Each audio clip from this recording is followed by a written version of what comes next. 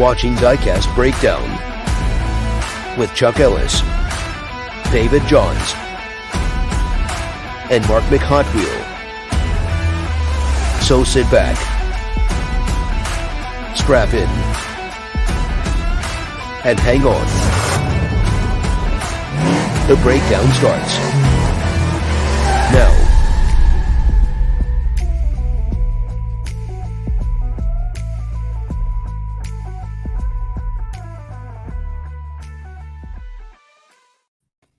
Well, hey there, folks. Chuck here, and welcome to a special edition of Diecast Breakdown Live. I am joined by my usual co-host, Mr. David Johns, and I am joined by special guest co-hosts filling in for Mr. Mark McHotwheel, Derek of Honest Diecast, and Rob of Scale Enthusiasm. Hey, everybody. What's up? All righty. Well, gentlemen, we have got the Sweet 16 in honor of our guest Derek today. Then we'll be counting down the best Hollywood diecast cars. And thank you to everybody who put in their suggestions. And we'll be getting to that shortly. But in lieu of our usual news and reviews section, I wanted to talk to our guest and our regular host, Mr. David Johns, about Diecast SuperCon, because y'all were just out in Las Vegas. We did our live show from there. And David, I wanted to get your thoughts now that you've had a few weeks to marinate on it. And what was your big takeaway from the event? Big takeaway, not to kiss up to our special guest, but getting to meet people that you interact with in our community. I have been watching Derek's stuff for years, and have always been a fan of his channel. And just as an example, we didn't bring him on just for this segment, but while he's here, you know, what better time to say it's really cool to shake hands with people that we interact with and we support, and we get to know through videos. And I get to go and hang out with Rob at local shows because he's close by, but I hadn't been able to get to Phoenix like I'd want to. So this is an opportunity where, you know, everybody just gathers, Chuck, and you don't have to make a special trip. We're all making special trips, and you got to take advantage of the opportunity when other people are there in our community. Well said. Absolutely. Derek, how about you? Well, SuperCon was a lot of fun, and I was so super excited to meet David. Just as David said, we've been friends in this diecast community for a long time, and when I found out that he was going, I was just ecstatic. I was super excited to meet him. We met up. We had a blast. It was good seeing Mark again, catching up with Mark, and exchanging laughs and talking about diecast and geeking out over potential people to come on Diecast Breakdown. So, that's right. Yeah, it was awesome. Yeah.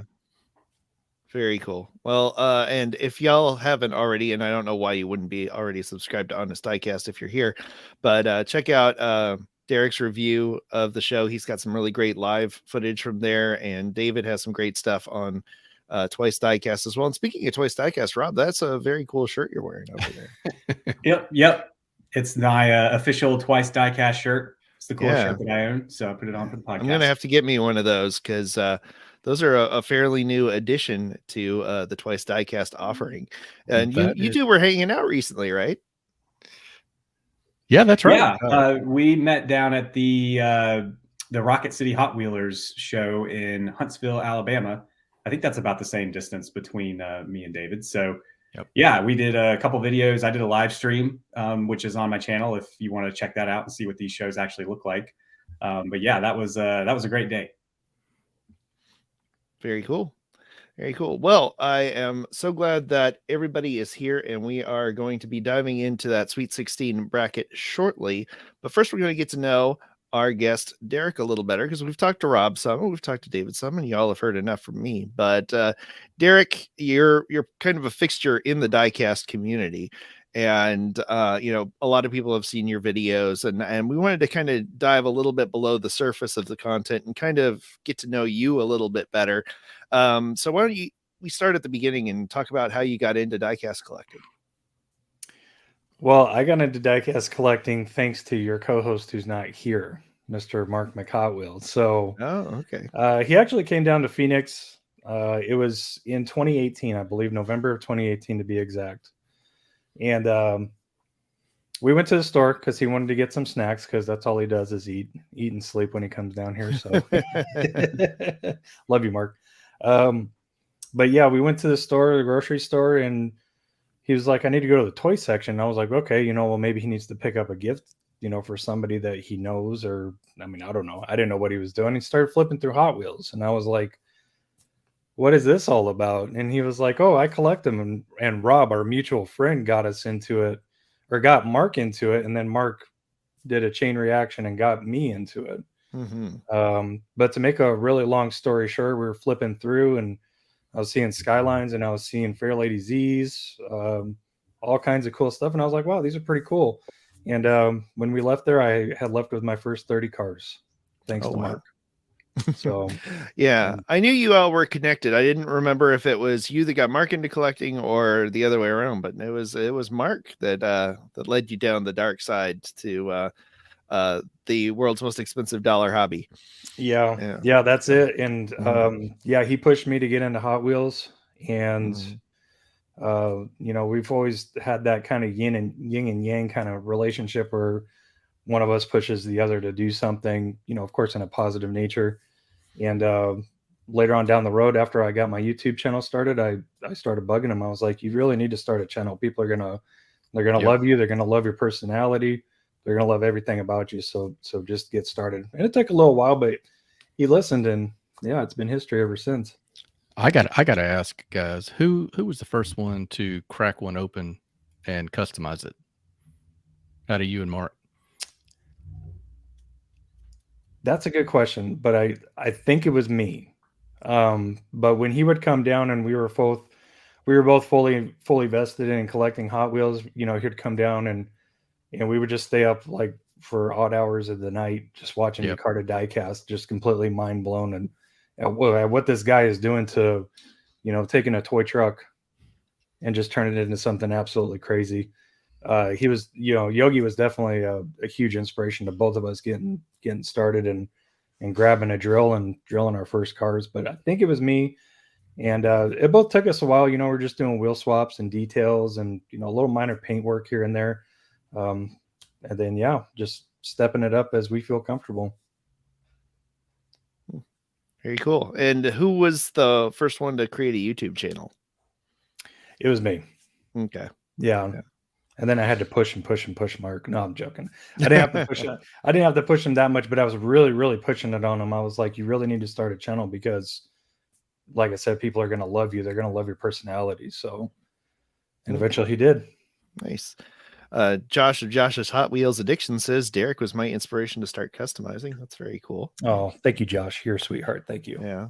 And PJ is saying that he just started his first custom today. So that's very cool. Shout out to all the mountain bikers out there. I just came back from a mountain bike race. Nice. Yeah. So, well, very cool. And, this is a question I always like asking of people who are deeply involved, but what's your favorite aspect of the hobby? The camaraderie and the friendship, just the friends that you make. I mean, gosh, David, we've been friends for a long time, and I can't remember how many subscribers that we both had when we first started getting in contact with each other, but it was a while ago. And you've always been one of my favorite people in Diecast. Just that smooth, gentle voice, just going over cars that we've never heard of, we've never seen before. Because that's like David's bread and butter, is just bringing the obscure castings into light, and he does such a great job at it. Well, thanks, man. Yeah, but there's so many great people in this community, and everybody has something good to put on the table. So yeah, definitely the friendships and the camaraderie. Yeah, absolutely. And then it was through David I actually met Rob, and I thought David knew a lot about diecast, and Rob is also a wealth of knowledge. And between the two of them, they put my big toe in the water of diecast knowledge to shame. It's incredible. But so it's very cool to have people who really love the hobby and know what they're talking about, and like sharing the excitement of it. of it here today. But and in that, where do you see the hobby going? Like, what do you think the future holds for this kind of thing? Because I think it's a hotter hobby now than it's ever been. And it just seems like every year the stakes keep getting higher and higher. And where do you see it going? And what are some of the things that you see that need to improve because of that? Boy, that's a great question, Chuck. I see this hobby keeping on growing, and unfortunately, since COVID hit, we've had such problems with equal distribution of cards, for people that go out and really hunt, and that given with the amount of people that have gotten into this hobby, like you said, it's just blown up, and it makes it so much harder to find cars. But my general consensus is that a lot of people are out there looking on a daily basis, or a semi-daily basis, are getting really tired of not being able to find anything. Getting beat. They have a local scalper to compete with, and he gets everything, and he's got inside jobs at the stores. Honestly, I think a lot of people are going to start turning to distributors like A&J Toys, J-Car. People are going to start coughing up the money and ponying up the dollars to just buy cases of the stuff just to have it. Unfortunately, that's where I see it going because, like I said, since COVID started, we've just had a really big problem with with equal distribution. There's some premium sets I've never seen. I've never found one run and run car. I've never found that last Fast and Furious set, the yellow backed card one, all the cars have black wheels. Never saw that set locally ever. And it gets frustrating, especially for some people that are completists. I don't consider myself a completist anymore, but there's plenty of us there. So that's unfortunately, that's kind of where I see it. I think people are going to, just kind of cut ties with hunting for the most part. They want to save money, rather than throw it in the gas tank, they'll just buy a case online. That's kind of where I see it going. Yeah. I get that because I have, we were talking before the show, I have a 5-year-old daughter and she goes to pre-K. And so every day I drop her off fairly early in the morning, and I have 3 Walmarts within 10 minutes of that pre-K. So I kind of alternate 3 or 4 days a week. I'll go there, and it's not too early in the morning. It's like 7:30, 8 o'clock in the morning. And, the distribution is not, like you said, it's not good, and I, to have 3 Walmarts and a Target that close by. And I'm, like you said, I've seen entire sets come and go, and I've never seen anything where, they're picked over really, really quickly. And I started realizing how much time and money I was spending, especially the time aspect. Cause by the time you're out there, you drive 10 minutes out and you look around for 10, 15 minutes and you buy a few and you get back and an hour's gone by. And, and you've got maybe one car that you were looking for, or it was, a consolation car, which is something I need to stop doing, is buying a consolation car. Cause it's like, well, I'm here, I might as well buy one. Yeah. But, trying better to not do that. Although though I've been making myself, as I do those, set them aside for Hot Wheels for Hope. Go to hotwheelsforhope.org and set those aside for donating. And I've already got a decent amount of them going because of my silly impulse buying. That's but and this is a newer question. Something that I love knowing from our guests is, okay, you've met somebody who has been living in a bunker for the last 40 years and has never heard of diecast cars. And you can show them one diecast car to introduce them to the hobby. What's it going to be and why?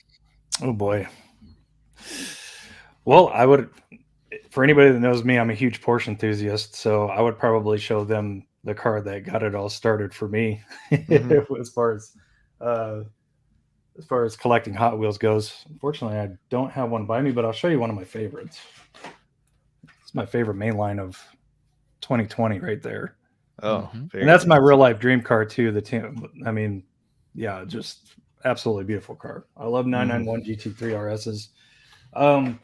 But yeah, maybe I would probably ask them, are you into cars? What kind of cars do you like? And if they say, oh, I like 62 Chevys, 62 Chevy trucks, I'd be like, well, guess what? Hot Wheels makes a ton of different color variations and swings and stuff of the 62 Chevy. Let me show you one real quick, and I'll bring up my phone and, show it to them and see where it goes. I'm kind of like that bad friend. In that aspect, it's like I get you in trouble with the wife, but I'll tell you anything you need to know about, diecast. The enabler. The enabler. Yeah. Perfectly said, David. And here we all are enabling ourselves through this show, but very cool. Well, thank you so much, Derek, for that. And everybody stick around because we're going to take a quick break. And when we come back, we are going to get into the Let's do it. 16. So stick around. We'll be back with more Diecast Breakdown after this word from our sponsors. Here's this week's small channel shout out. Bunker Diecast Channel. If you have a favorite Diecast channel with less than 700 subscribers and you'd like to see them highlighted on a future episode, email us at diecastbreakdown@gmail.com. The Diecast Media Network store is here. Wear your passion with pride, featuring designs from Diecast Breakdown, flying Valiant builds, plus unique designs inspired by diecast culture from Justin Ellis. Visit tpublic.com/Diecast Media Network now. Hey, this is Champion DJ K, and you're watching Diecast Breakdown. And now back to Diecast Breakdown. All right. Well, we are back and we are going to go right into this now. This is the Sweet 16 of the best and worst. Well, we're going to do the best diecast cars. And thank you to everybody who chipped in. It was a little tricky because we wanted to have some audience selections, and there was a vast array of opinions on what was the best and worst. So we are just going to pick the ones that I felt kind of best represented a decent spread of the community. So we're going to move over here, and what we're going to do is we are going to argue our cases for our picks, and we're going to have you vote A or B in the chat, live chat. And if you're watching this on a re-record, you can just comment your favorite card just for the posterity's sake. And through all this, we are going to decide once and for all what is the greatest diecast Hollywood car of all time. So first one out of the gate, we got, I believe this is Rob's pick. This is the 007. Oh, no, this was... Whose pick was this? The Aston Martin DB5? Okay, so this was David's pick. So I'm going to show that one really quick. So, David, why is this one of your choices? All right, guys. I need you guys on board with me. You guys know, and I'm talking to all the listeners now, this is class. This is James Bond. This is being the dude we all want to be, and rocking a suit while he's doing it, and the car has an ejector seat. So I hate whoever I'm going up against in round one on this one, because this is a no-brainer. So let's go ahead and just all move forward under the impression that the DB5 is our winner. That's what I'll say about this one. Strong words, sir. Strong words. Confidence. I feel very good about my choice. It is the Auto World Miho Edition Unrestored Christine 1957 Plymouth Fury. It is 58 Fury. And this edition is an absolutely beautiful rendition of the car. It is put out by our friends at Auto World. It is a true 1/64th scale car. And I've got one right here, and I am going to go solo for a second and use my powers of production to take over this one, because I know I'm up against some stiff competition. But look at this.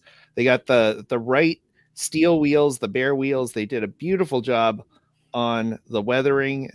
It has the for sale sign in the window that is accurate to the movie. It has the right license plate on it. Very detailed undercarriage, although there is no weathering on there. But even the tires are kind of grayed out on this thing. They frosted the windows to make them look extra dirty. And just a beautiful execution from start to finish. So that is my choice for round one. So everybody in the comments, vote A if you like the Aston Martin. Vote B for Christine. See what you say, guys. Let the people So speak. we'll let I that will one go. We will let democracy rule the day. Okay. Well, while y'all are voting on that, we are going to move right along to, I believe this was Rob's choice, the Aston Martin Vanquish. And we're going to talk to him about why this is the best 1/64 scale Hollywood diecast. Take it away. Yeah, so Johnny Lightning actually released this one back, I believe, when the movie was new or shortly after, in the correct color. The picture that we've got is a recent release from Johnny Lightning that for some reason they made it a little bit darker.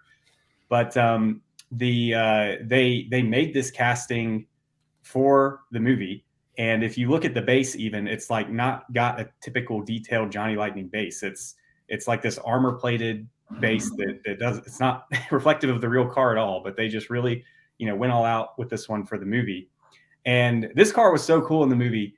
It had one of my favorite, at least, Bond pieces of technology that has ever been on any of these cars, and of course it's all fake. It's James Bond, right? But it had tiny little cameras and screens all around it so that at the press of a button, the car could turn invisible.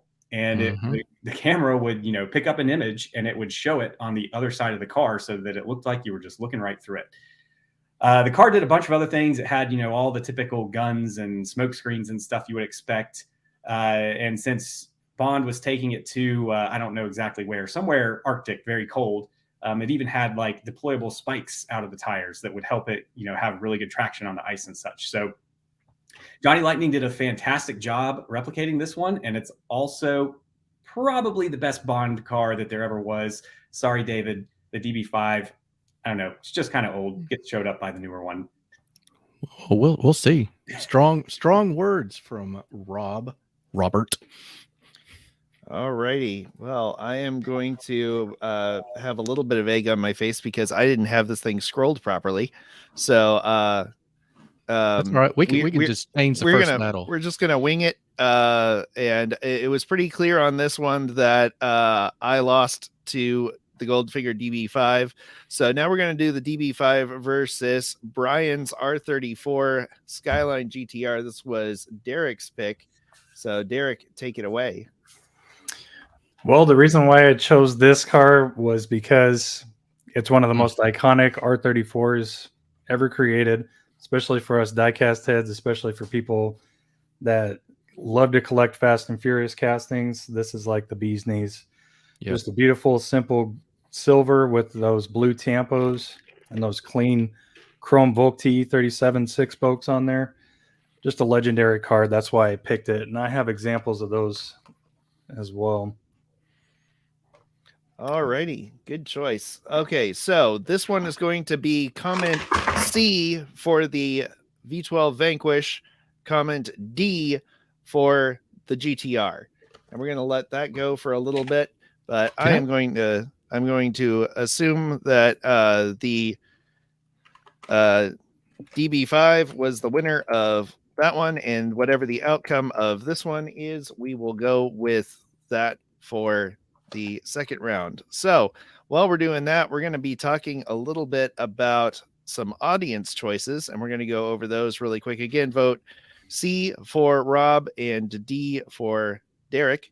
So while we're going to be voting on that, I wanted to talk about two audience choices. This is the YM model Veilside RX-7 from Fast and Furious Tokyo Drift. It is a beautiful casting, I must say. It was one I was not aware of. I was not aware that YM Models was doing these cars, and that's probably because I didn't know who YM Model was. I'm sure David did, but it's a very nice rendition, very accurate. There are a lot of Fast and Furious castings out there that do not do a very good job. I know, Rob, you had mentioned a particularly heinous version of the Mitsubishi Eclipse from the first movie. But that was choice number one from the audience, and choice number two was BJ and the Bears Thunder Roller from Hollywood Diecast, or Hot Wheels Hollywood Diecast series. So those are the choices that we will be talking about and voting on shortly. In the meantime, I am going to go over to the chat and count things up. So y'all talk amongst yourselves about which one of those two you agree with and make your cases for that while I tally up the votes. What's the Derek? What's the story, or Rob, if you know the movie? I just know Derek does. What's the story on that Veil side? What movie was that in? What was the significance of that car in the movie? Rob, did you want to answer? Good Good old Hans RX-7. One of the RX-7. main characters, but Tokyo Drift. Oh, it's been so long since I've actually seen it. Derek, if you actually know, you could probably talk about it a little better. Well, to put it in a nutshell, it's Hans RX-7. That's what everybody knows. That's it right. as. Yep. That's really the only thing I know about it. I don't know any history on the actual real life car, but a lot of people love it. And for those people out there that like to collect larger scale, like Jada makes a really nice example of that car as well. So we're pushing the envelope of the demographic who would even know the BJ and the Bear Thunder Roller, but I can really appreciate how cool that thing is. Yeah. That's a pretty gnarly looking truck. Guys, it is in the R34 spanked. Ouch. The James Bond Vanquish. So James Bond will have to die another day. Just kidding. When it comes to that one. So, but he does move on with the DB5. So everybody vote E for the Veil side, vote F for the BJ and the Bear Thunder Roller. I have very little doubt in my mind which one is going to win this one, but we do have to ask you vote. So that is E for the Veil side and F for Thunder Roller. All right.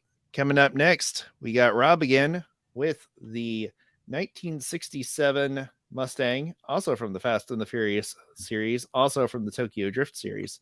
So, Rob, let's take that away.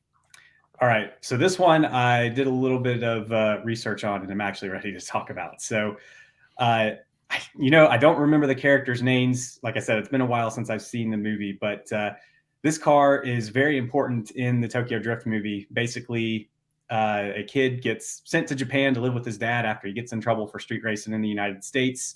And his dad has this Mustang just all torn up and waiting for restoration or whatever in a garage in Japan. And so, they come to a point where they need to put a car together, and they've got a wrecked, I think it's a Nissan Silvia with an RB26 motor, the famous Nissan inline 6. But the car's wrecked, the engine's good. And they've got this old Mustang sitting around where I don't think it had an engine in it at all, but, the chassis was good and it was kind of ready to go. So they actually put this Nissan motor into the 67 Mustang. There's lots of scenes of them tuning the car and testing it out and just working on it as they get it ready to go. And by the time of the, final race, it's painted in this beautiful green with the 2 white stripes. It's got a nice set of wheels on it, and it's just a very interesting vehicle from just a custom standpoint of it's almost sacrilegious to put that motor in this car. So right. There's a lot of custom cars in Fast and Furious. I don't remember. I'm not a huge Fast and Furious fan.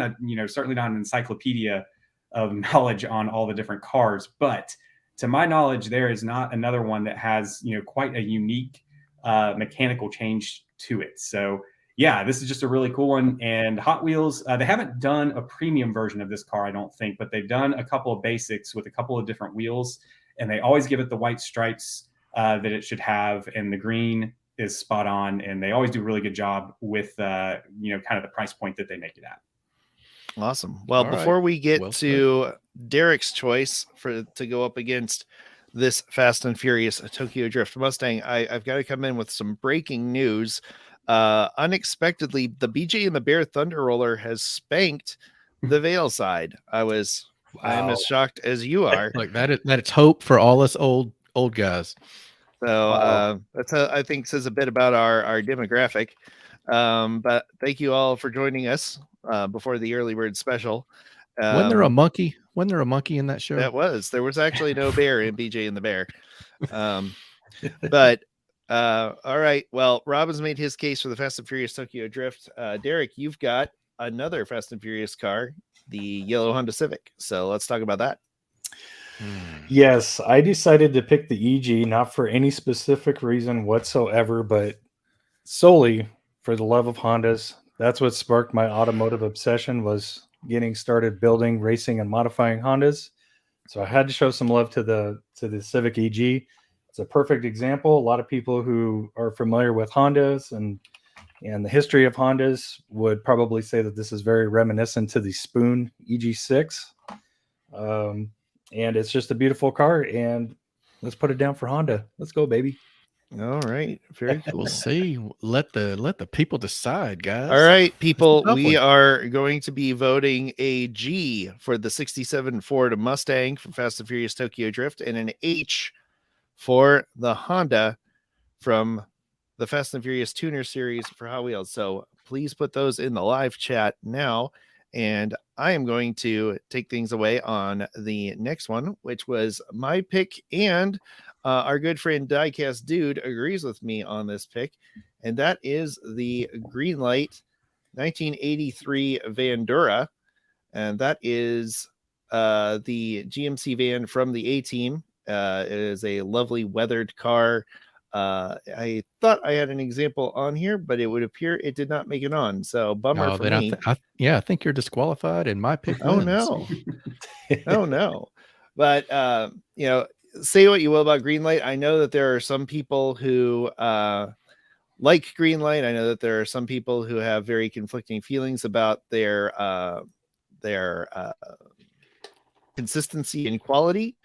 And I get that, but when they do connect, and they do connect frequently, they do a very good job. And boom, there it is. Oh, this is the 164 scale version of the van. They do several different scales, and each one of them is beautiful in its own way. I got to give it up to Greenlight in their Hollywood series. I think Auto World could top them if they had more variety, but I think Auto World has been focused more on normal mass market cars as opposed to Hollywood cars. So when they did do the Christine, it was incredible. They've got several different versions of that one, but that one's disqualified, so we're not talking about that one anymore.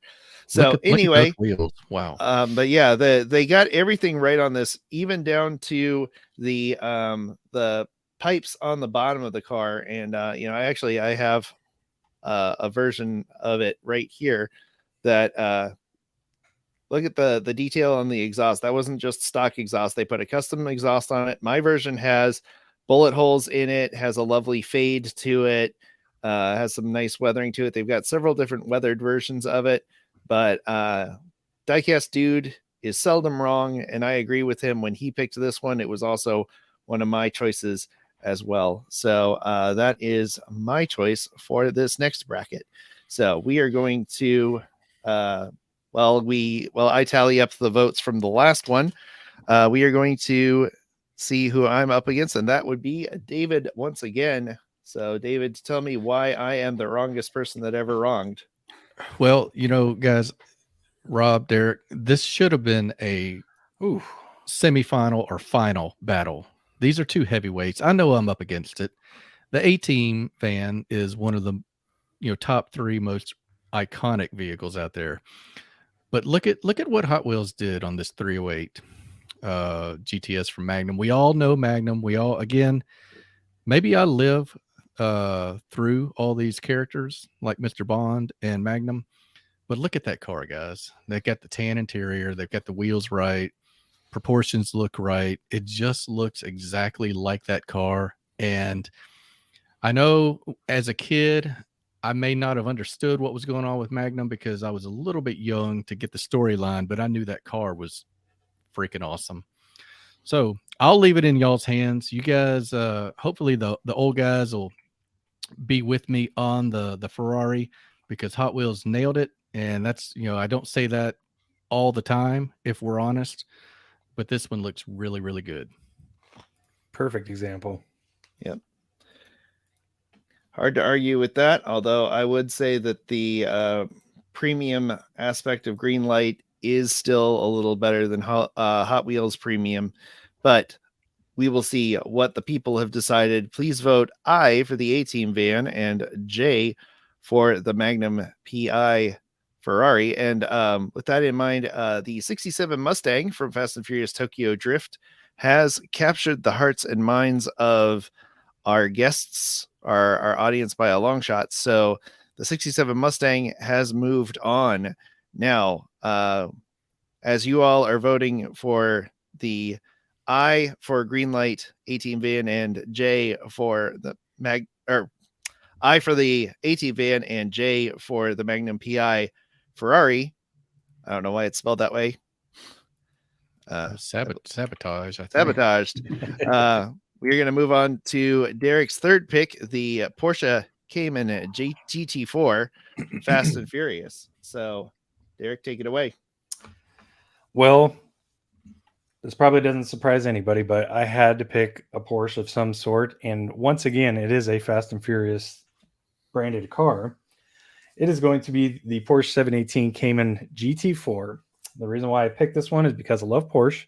And while I'm typically not a Cayman guy, they did so well on this Cayman GT4 casting. For those of you that don't know, the 718 Cayman GT4 does have the same engine as the 992 GT3. So super excited for this casting. I think they nailed it. They did a great job. Just a great way to break out a brand new casting. So this is the one that I picked. That's a cool one. Yeah, that thing is it's beautiful. Yeah. All righty. Well, I am going to be competing against that with my pick, which is the Hot Wheels Back to the Future 48 Ford, complete with fertilizer accompaniments.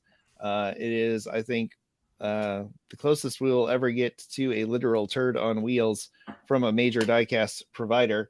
And again, a beautiful rendition. There's no faulting this casting at all. They did a great job. They got the license plate right.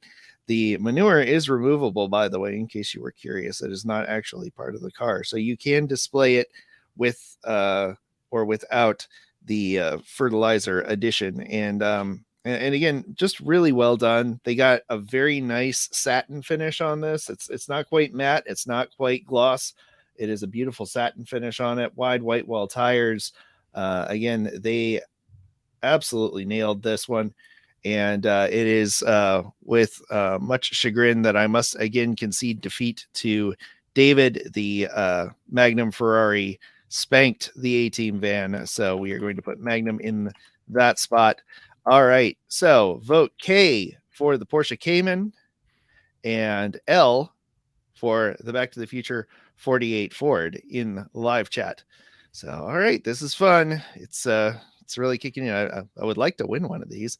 All right. Well, the live audience is voting, and you guys are tearing it up right now. 45 people. That is, I think, a record for us. So we're getting that nice, honest diecast bump. All right. Well, we are going to go once again to Rob with a very interesting choice: the Toy Story RC car. So, Rob, tell us about that. Yeah, absolutely. So I was just looking through my collection, trying to figure out a third car to choose here, and Hot Wheels just did such a good job with this thing that I couldn't not pick it. Now this car, if you've seen the original Toy Story movie, I don't think that it played a major role. It didn't even really have a name. If everything that I looked at just said its name was RC. Right. But just look at the effort that Hot Wheels put into this thing here. Now it doesn't have off-road tires. I think when this came out, they didn't really have a premium off-road wheel like they do now. But other than that, it's got all this detail going on with it. Look at the eyes. It's got a bunch of different pieces, like that antenna there is a separate piece of soft plastic. It's even got that little bit of red paint on the top. The tampo on the green body looks absolutely phenomenal. And then there's even a separate red piece of plastic on the back there for the rear suspension, and a separate piece of blue plastic for the bumper. The base is actually separate from both of those pieces. The base is painted blue, at least on my release. I think they did 2 or 3 of these. So yeah, they really went all out on this casting. And one of the other things that makes that pretty crazy is that, Disney is not going to just license this for any sort of design. They basically have one thing they could do with it, and still, they put all this work into it. So it is, on its own, I'd say it's a fun little design for a car, especially in a children's cartoon and Toy Story. I mean, I don't mean to kind of take away from it. It is a classic movie, and it's quite good for what it is. But yeah, just a really cool design, and Hot Wheels just did a phenomenal execution on it. So seemed like a good one to pick. Well, it would seem that I am not mainstream enough for this crowd. Once again, I have fallen to the Porsche Cayman. So congratulations, Derek, on that one. It was a lot closer this time, so I did get closer. But the show must go on. And with the Toy Story, we have another audience pick. And I thought this was a good one. This is the Corgi Jr.'s Buick. This is really one of the early examples of a Hollywood diecast. This is from, of course, Kojak.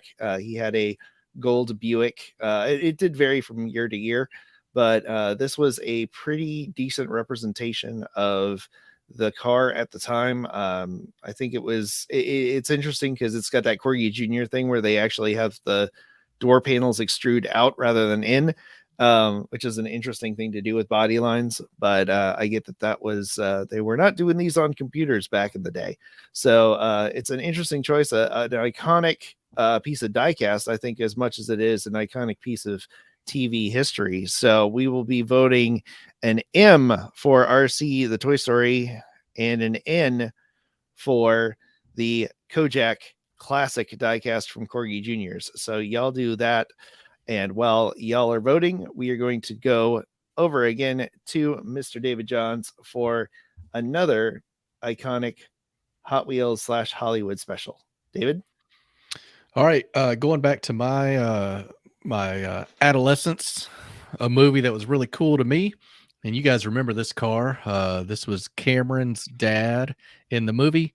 Had this thing. It had, I think, 200 and something miles, or 200 and something and 3/4 miles on the odometer. His pride and joy, Ferris and his two buddies took it out for the day off. Had a really cool, fun scene where the valet was flying through the air, ramping it and going to town, and just such a cool car.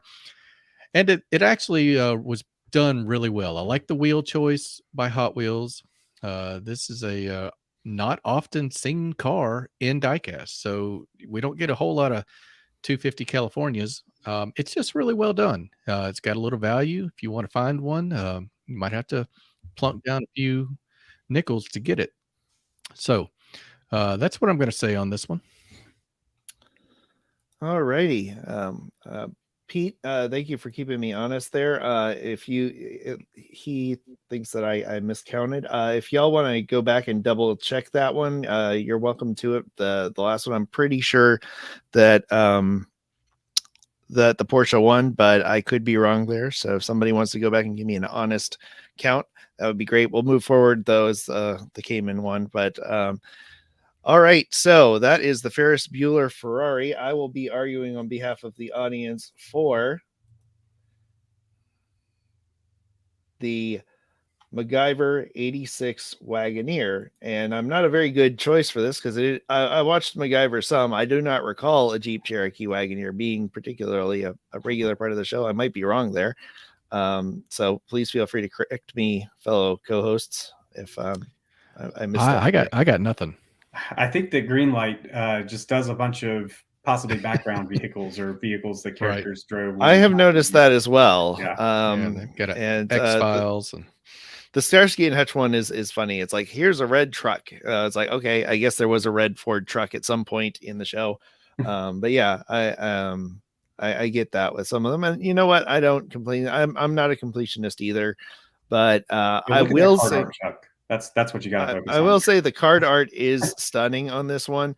I will also say this is a very nice rendition of the Wagoneer. It's got the proper grille with the quad headlights. You could only get the XJ body in with quad headlights in the Wagoneer trim, which was the ultra premium luxury version of this particular era of Jeep. And as someone who has owned this particular era of Jeep, I can say that was not saying much because my Comanche definitely rattled and clanked and let every sound through. It was a very, very efficiently made vehicle, or an economically made vehicle. At highway speeds, you could watch the wind ripple the hood on that thing.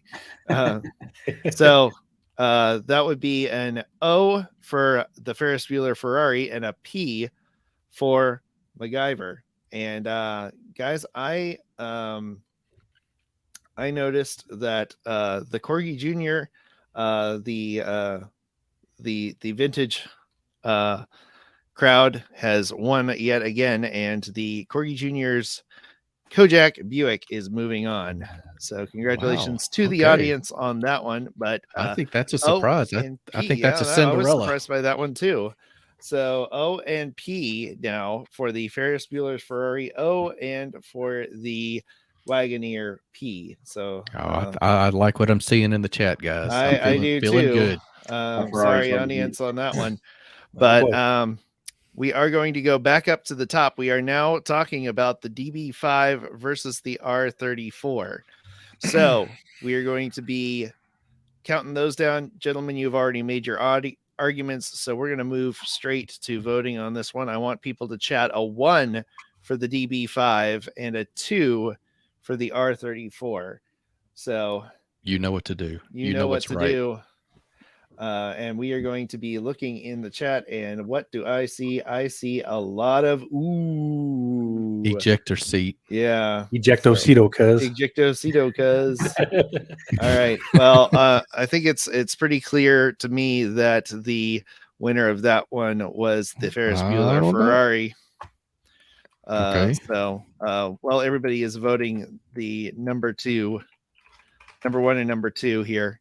Well, this is a hotly contested one. Yeah. So, all righty. Look at all these deuces in the chat. Come on, guys. I know, We're right? talking about James effing Bond. It started with a bunch of 1s. Where'd they go? Vote 1 if you like know. that Aston Martin. All righty.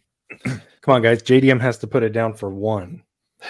JDM has to be in for 1 slot. Listen, come on. All kidding aside, guys, that's the first movie I ever saw a Skyline. Like, these movies have been so good for me to learn about these cars. That is a cool car, man. This is a tough battle because I think you guys can hear where I'm coming from on my love for the Bond vehicles. But I really appreciate getting to know all these awesome cars from Fast and Furious.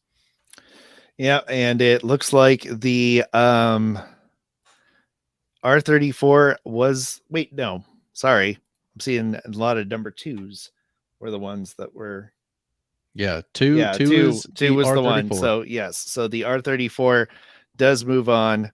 So congratulations on the R34 moving on.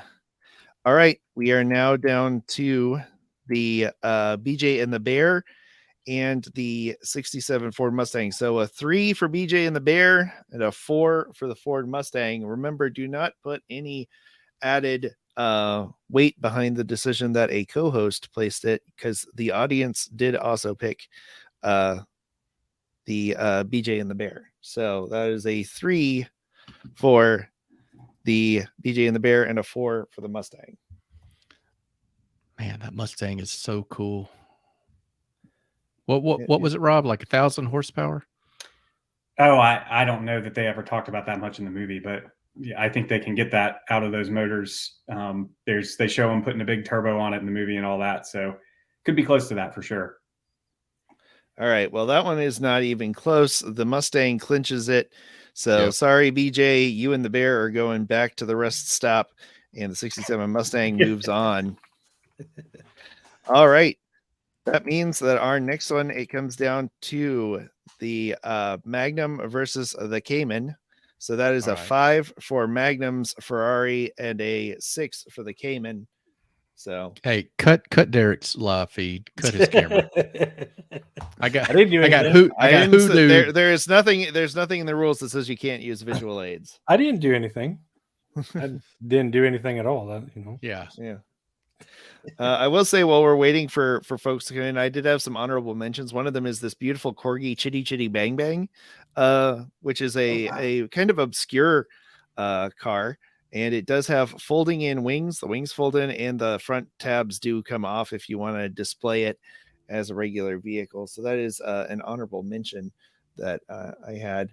So let's see. I'm seeing a lot of 5s in the chat, a whole lot of 5s. Andrew, I'm seeing some 6s too. Andrew from Maple Leaf Customs, how could you? That's all I'm going to say. I'm pretty sure he's contractually obligated to vote for the Porsche. So, yeah, That is true. He's in. So I am going to give this one to the Cayman. Sorry there, David. We are moving on. That Ferrari 308 Hot Wait, I Wheels thought casting. the Ferrari's 5. I'm a little. Right? Oh, right. Sorry. The Ferrari was 5? Yeah. Oh, right. Pretty sure. Right. Ferrari's 5. Sorry. Cayman 6. Ferrari is 5. Cayman is 6. You are correct. All right. Magnum. Oh, so that's close. okay. Yes. Well, to be fair, I don't think that the Cayman was a particularly iconic part of the Fast franchise, but it is a cool car. So, all right. Well, that brings us down. And it came with a mustache. I mean, come on. Yes, it did. It's a no-brainer. Mustache adds 5 votes. All right. We got it down to Kojak and Ferris now. So we're going to do 7 for Kojak and 8 for Ferris. So, and yes, we do want to add a straw poll to this. I did not see a good solution to having that and having it be streaming. I'm a little, I know YouTube's a little funny about putting links in chats.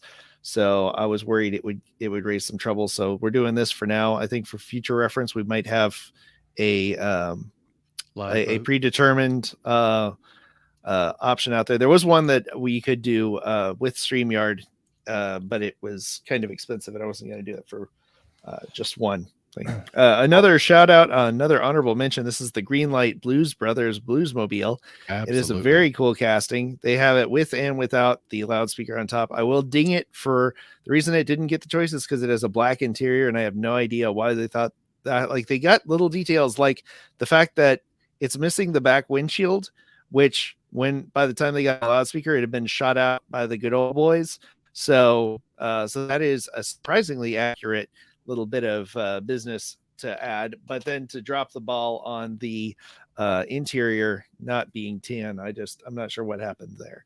So all right, Rob gave me that set first gift he ever gave me. Thank you, Rob. I'm just thinking about that. Cool. Yeah, I did send you one of those. Blues Brothers. Hey, Chuck, All right. Chuck, I got 2 honorable mentions as well. I can go over Sure. at least one right now. Yeah, well, I will be tallying these up while you do that. This one came very close to actually getting on the list. Oh, yeah. Oh, that is a absolutely good choice. Mm-hmm. It came. I'm super so glad close it came back. Yeah, glad they're super re-releasing close it. to getting on the list. One of the most beautiful, well done trucks I've ever seen. Tampos are on point. Everything is so nice about this. But I had to go with more castings that I prefer to collect. That's just, kind of how it's got to be with me. Derek, you'll see that one. You'll see that truck in a news segment on the next Diecast Breakdown episode. Big news about a little bit more accurate casting on that truck coming out from another brand. We will have to save that for the next episode, and we are going to save Ferris as the Ferris Ferrari moves on. So it's going to be a battle of Ferraris when we come back to that one. But we are back at the semifinals. We're going to go back up top with the R34 and the 67 Mustang. So it has come down to 2 Fast and Furiouses versus 2 Ferraris. So we're going to do we're going to go back to A because the comments have cleared themselves. So A for Aston Martin, A for the R34, sorry, and B for the 67 Mustang. We've got visual aids going crazy here on the live stream. People are shoving diecasts in other people's faces. We did also ask a few people to chime in with their least favorite diecasts out there when it comes to Hollywood representation. I kind of led the charge on this with a Corgi series that was, or not a Corgi series, it was an Ertl series from Cannonball Run, where they did a lot of terrible things, like this Ford van when it was a orange Dodge van that was used in the movie. They also had to put Cannonball Run on there in case you forgot what it was from. And in this case, it needed it because the only thing that this has in common with the others is this Transcon Medvac on the side. Every single car in that series is incorrect. The Cannonball Run Hawaiian Tropic car, this is a Chevy Caprice, is a two-door Caprice, not the cars that were used in the movie, which was a Laguna, and they Fantastic. did a Pontiac. Yeah, it was a huge mess. And honorable mention to the Matchbox Star Cars, which was another terrible series from 1998. This was their pick for the Brady Bunch. Yeah, was terrible. a 80s Mercury Sable that is not only the wrong car, the wrong decade, the wrong make. Fun fact, everybody falsely remembers that there was a wood grain station wagon on the show. It was never wood grain, it was gold. It looks like they mixed it up with the family truckster. Yeah, the family exactly. Yeah, like this one, it's like somebody said, "Hey, didn't the Brady Bunch have like a station wagon?" And they were like, "We have a station wagon." And there were a few other bad ones in there. Laverne and Shirley had a British panel van. I think it was a Holden panel van, which of course is not the right country. That car was never available for sale in the United States. So, all right. Well, we are going back through and it's getting closer. So y'all talk amongst yourselves for a second while I chart this one up real quick. You know, you can't lose on this battle, guys. Like either one is a banger. And both are RB26 DETT powered. Whatever. That's a good point. They're Whatever basically the same car, right? Yeah. So which one did any of them make an appearance in more than one movie? I don't think the Mustang has. Probably not the Skyline either. All right. Yeah, I don't It's think in. so. R34 takes it. Skyline for the win. The luck of the first appearance is on Derek's side for this one. That had to have been close though, Chuck. It was pretty close. I was looking close. at the chat and it was A B A B A B A B all the way down. It broke pretty hard for A towards the end there. All right, so now it is the battle of the Ferraris. We've got Magnum versus Ferris. So vote C for Magnum and D for Ferris.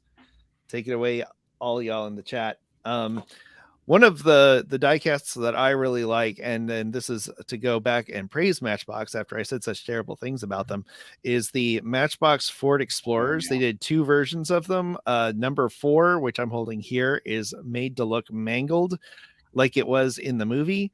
After the T-Rex got a hold of it. And I thought this was very cool for a very simple reason. First of all, it's very rare that a diecast company will release damaged cars or versions of the car that are damaged, on top of this being a unique casting. And it's still a licensed Ford Explorer product, which is incredibly rare because most of the time diecasts or car manufacturers don't like the idea of their cars being shown wrecked. So to get them to sign off on not only using the Explorer for Explorer number 5, which wasn't attacked, but Explorer 4, which was, and to allow them to display it as a fully damaged casting is a very interesting choice indeed. So it's just an acknowledgement maybe from Ford that movie was that iconic, and particularly that scene. And fun fact, those Explorers were designed by former guest of the show, Fireball Tim Lawrence. So wow, this little car actually has a diecast breakdown connection. All right, I'm counting them up. You guys keep the talk going while I count these up.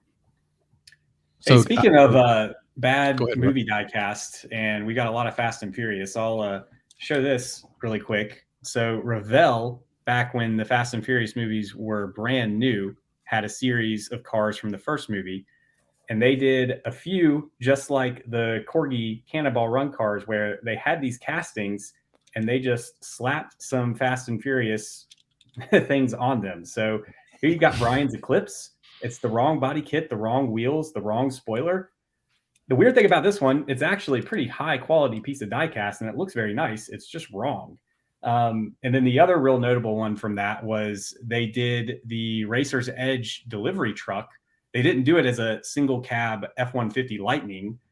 They did it as a regular F-150 extended cab It was red at least, but completely wrong model of F-150, wrong body style. It wasn't even flare side. So Corgi is not alone in doing some poor Hollywood diecast like that. So. All right, so it has come to this. It is JDM versus the mustache, as David managed to beat himself. To take the, I'm just going to let that one go. But so this Moving is coming on. down to the final choices. The R34 from Fast and the Furious, Brian's iconic silver and blue R34 versus the only thing more distracting than the short shorts on Tom Selleck, the Magnum PI Ferrari 308. So we'll vote 1 for the R34 and 2 for Magnum as we get down to this final decision. Another car that I wanted to point out real quick, another green light that I really like. This was from The Walking Dead. This is a 67 Mustang. It's a very interesting Mustang. It's from season 1. It says on the hood, on the windshield, "Sophia, stay here. We will come every day." And it came with a little box of supplies that you could put on the hood, this was from a very sad scene early on in the show where a little girl went missing from the group, and they left this in a abandoned freeway. There just happened to be a 67 Mustang sitting there, which I was like, okay, that's an odd car to just be sitting out there. But it's kind of become so much a part of the show that for Halloween Horror Nights, they recreate that car and that scene at the Walking Dead display, even though that was from a season that took place, I believe, 11 seasons ago. It's been a really long time since that one happened. So, all right, I'm going to be taking a look in here. So y'all got any more honorable mentions before we hang things up?